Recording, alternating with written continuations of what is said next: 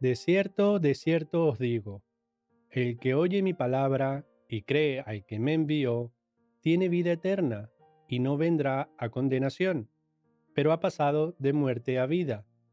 De cierto os digo, viene la hora, y ahora es, cuando los muertos oirán la voz del Hijo de Elohim, y los que la oyeren vivirán. Cuando escudriñamos la Torá y los profetas, podemos notar que nos hablan constantemente de arrepentimiento y obediencia, y al escudriñar el Brit Hadashah o Nuevo Pacto, nos habla de arrepentimiento y fe. Y en conjunto, todas las escrituras nos dan un mensaje de santidad, purificación y vida eterna.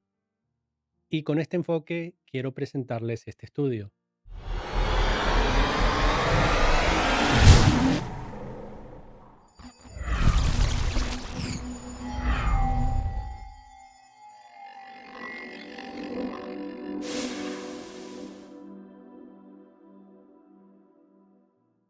Shabbat Shalom y bienvenidos a esta nueva presentación, donde hablaremos de algunos pasajes de las Escrituras relacionados con la porción de la Torá que encontramos en Bamidbar, del capítulo 19, verso 1, al capítulo 21, verso 35, que es conocida como Parashá Jucat, palabra que puede ser traducida como decreto, estatuto, ley y mandamiento, entre otros. Estas palabras nos sirven para tener en cuenta que en las traducciones de las Escrituras al español, una misma palabra puede traducirse de varias maneras, y lo mismo a la inversa. Es decir, varias palabras pueden traducirse de una misma manera.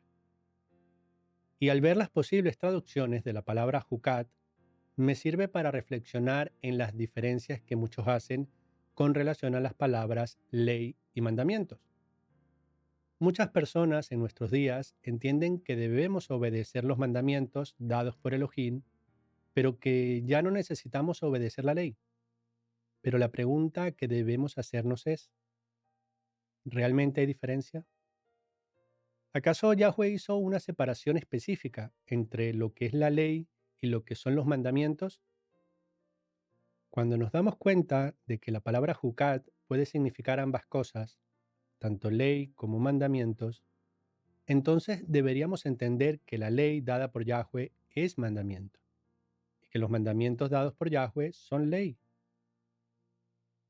Por cierto, para aquellos que citan lo que el apóstol Saúl mencionó en sus cartas, donde dice que ya no estamos bajo la ley, permítanme decirles que aquellos que no obedecen la ley, es decir, aquellos que la infringen, sí que están bajo la ley, porque están bajo las maldiciones que la ley establece. Y aquellos que no están bajo la ley, es decir, que no están bajo el castigo de la ley, son aquellos que la obedecen. Y claro que no somos perfectos y aún fallamos, pero en general vivimos practicando la ley porque el pecado es infracción de la ley. Bien, ahora vamos a ver tres puntos que encontramos en la porción de la Torá que tenemos para esta presentación. Entre toda la información que encontramos en la Parashá Jucat, podemos encontrar tres eventos que tienen relación con Yeshua, con la purificación y la vida eterna. Estos eventos son el sacrificio de la vaca roja encontrado en Bamidbar 19, el agua que brota de la roca encontrado en Bamidbar 20 del 1 al 13 y la plaga de las serpientes venenosas encontrado en Bamidbar 21 del 4 al 9.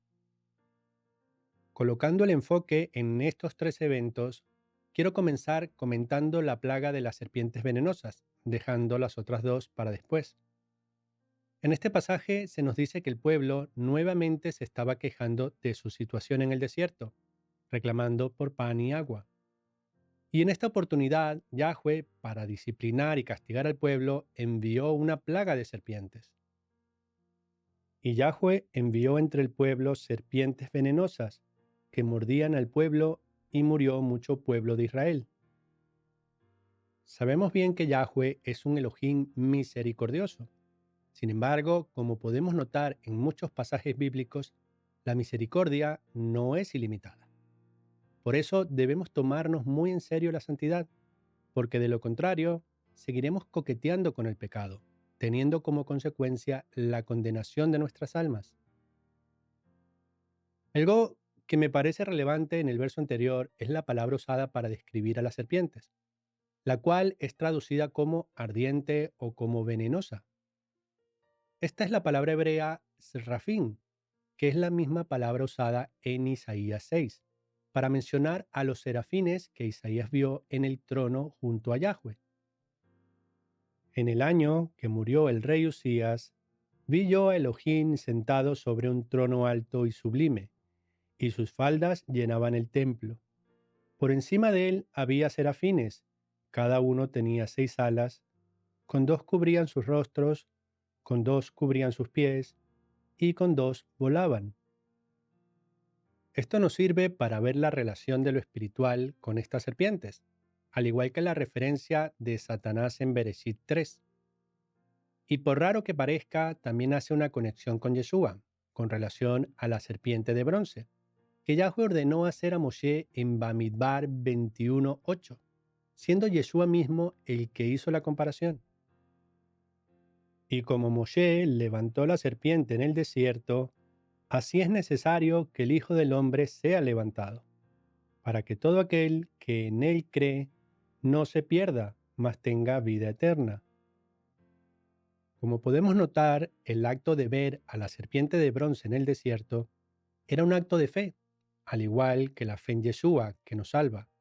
Sin embargo, en Bamidbar 21:8 no nos dice que deberían creer, sino mirar, lo que nos muestra la relación de la fe con una acción, más que con un pensamiento. Y es que, como muchos tienen la idea de que tener fe significa pensar que Yeshua es el Mesías, sin que esto implique hacer nada, podemos recordar que el apóstol Jacob enseñó que la fe sin obras está muerta. Y para reforzar esto, podemos ver que la palabra usada en Yohanan 3:15, que se traduce como creer, es la palabra griega pisteuo, que tiene como raíz la palabra griega pistis, que significa fidelidad, lo que implica obediencia y no solo un pensamiento. En mi opinión, el motivo de la comparativa de Yeshua con la serpiente de bronce es que Yeshua pagó por los pecados de aquellos que estuvieron bajo el dominio de la serpiente antigua, que es Satanás, como nos revela Apocalipsis 12. Con todo esto, podemos entender que las personas no eran sanadas porque la serpiente de bronce tuviera poderes, como algunos podrían pensar, atribuyéndole poder a un objeto. La serpiente de bronce no era un amuleto. La razón por la que eran sanados era por la obediencia basada en la fe. Dicho esto, me parece oportuno invitarte a que veas nuestro estudio llamado Imágenes Prohibidas. Ahora quiero pasar a comentar el sacrificio de la vaca roja, la cual, como todo sacrificio, debería ser con un animal sin defecto. El sacerdote debía degollarla y tomar de su sangre para rociarla sobre el tabernáculo, y luego debía quemar al animal entero, como nos dice el verso 5. Y hará quemar la vaca ante sus ojos, su cuero y su carne y su sangre, con su estiércol hará quemar. Luego de esto había que añadir algunos elementos al fuego, y tanto el sacerdote como el que había quemado la vaca, nos dice el texto que debían lavar sus vestidos y sus cuerpos con agua. Llegados a este punto puede parecer un sacrificio más, similar a otros holocaustos. Sin embargo, en el verso 9 nos especifica cuál es la intención de haber quemado a la vaca. Miremos. Y un hombre limpio recogerá las cenizas de la vaca y las pondrá fuera del campamento en lugar limpio, y éstas guardarán a la congregación de los hijos de Israel mediante el agua de purificación. Es una expiación. Como podemos ver en este caso, este sacrificio tiene como propósito usar las cenizas de la vaca para que mezclada con agua sirviera para purificar a los habitantes de Israel. Pero, ¿cómo sería esto? Continuemos leyendo. El que tocare cadáver de cualquier persona será inmundo 7 días. Al tercer día se purificará con aquella agua, y al séptimo día será limpio. Y si al tercer día no se purificare, no será limpio al séptimo día. Aquí vemos cómo debería proceder todo el que estuviera contaminado por haber tocado a algún muerto. Recordando que la paga del pecado es muerte y la dádiva de Elohim es vida eterna en Yeshua, podemos ver cómo esto es un simbolismo del sacrificio de Yeshua. Teniendo esto en mente, podemos ver el simbolismo de la purificación de la vaca roja representando el sacrificio de nuestro Mesías. El pasaje nos dice que la persona inmunda debía purificarse con el agua al tercer día y al séptimo día. Y recordando que Yeshua resucitó al tercer día, vemos el paralelismo de ser purificados después de 3 días de muerto. Es como decir que después de 3 días muertos, somos resucitados por medio de la resurrección de Yeshua. Y el séptimo día representa el reposo eterno que ofrece la salvación. Además, el agua con las cenizas nos recuerda el bautismo ordenado por Yeshua. Por tanto, vayan y hagan discípulos en todas las naciones, sumergiéndolos en mi nombre. Aquí necesito hacer una pausa, ya que hay muchas personas que creen que el bautismo debe ser hecho en nombre del Padre, del Hijo y del Espíritu Santo, según algunas versiones de este verso. Sin embargo, en el resto de las escrituras podemos comprobar que los discípulos no bautizaban de esta manera, sino apenas en el nombre de Yeshua. Por ejemplo, miremos lo que nos dice Romanos 6:3. ¿O no sabéis que todos los que hemos sido bautizados en Yeshua, hemos sido bautizados en su muerte? Como no es el objetivo de este estudio profundizar sobre esto, te invito a que veas nuestro estudio llamado La inmersión solo en el nombre de Yeshua. Hasta aquí hemos visto que la serpiente de bronce representa el sacrificio de Yeshua y también la vaca roja, que junto al agua representa la renovación y purificación de los hombres, limpiándolos del pecado.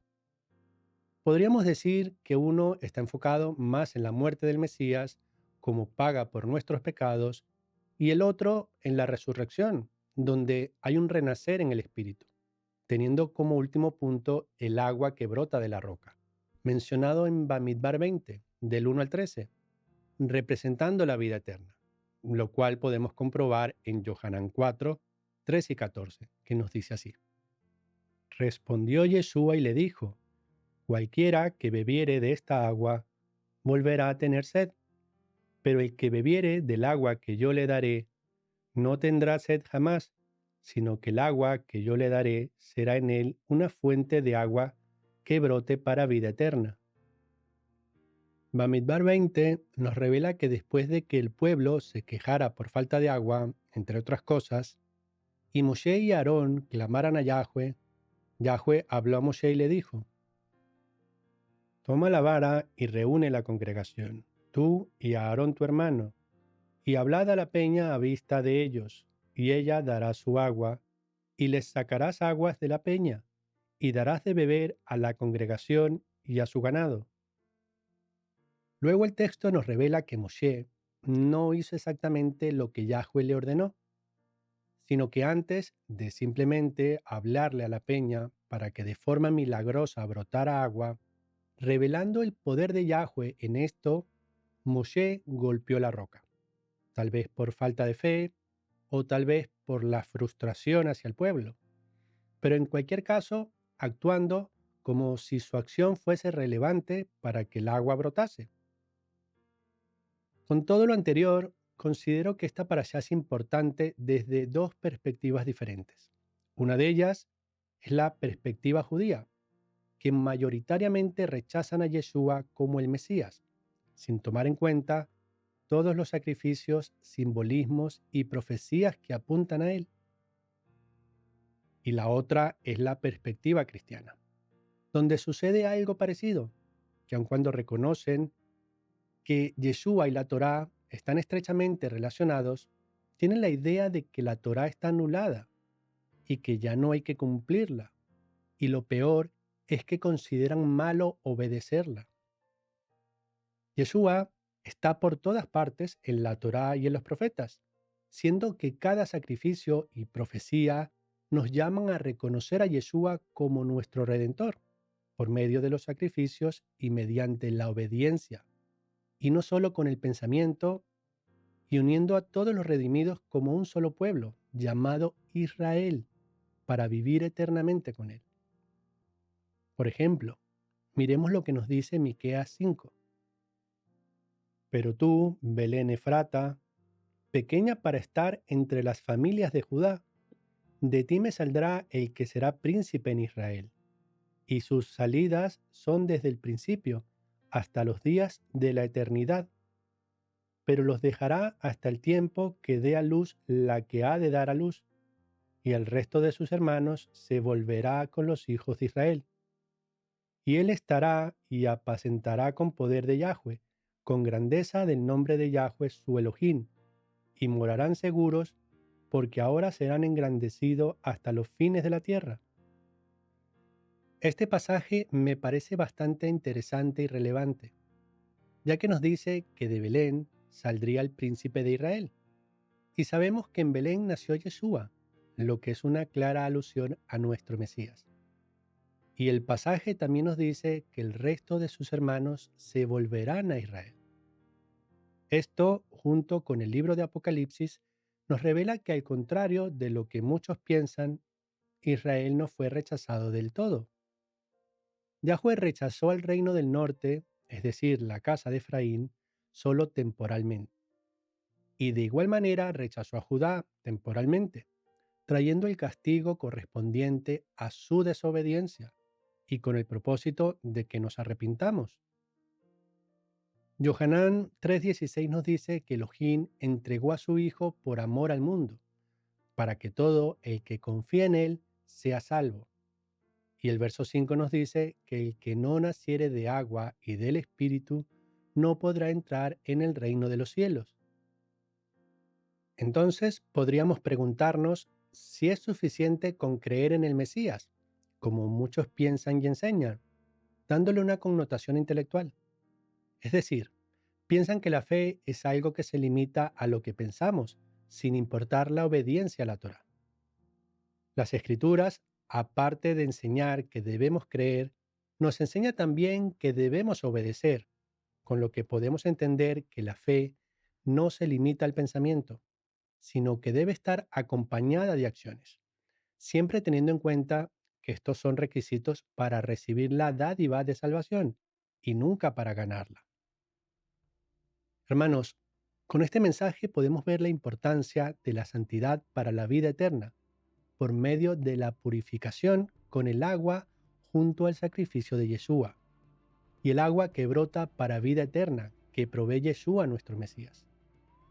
Necesitamos el agua no contaminada con doctrinas y mensajes que nos aparten de la obediencia, sino aquella que nos purifica y nos renueva para vivir conforme a un verdadero discípulo. Pidamos y busquemos purificarnos y beber del agua que Yeshua otorga por medio de su palabra y de su voz. Shabbat Shalom.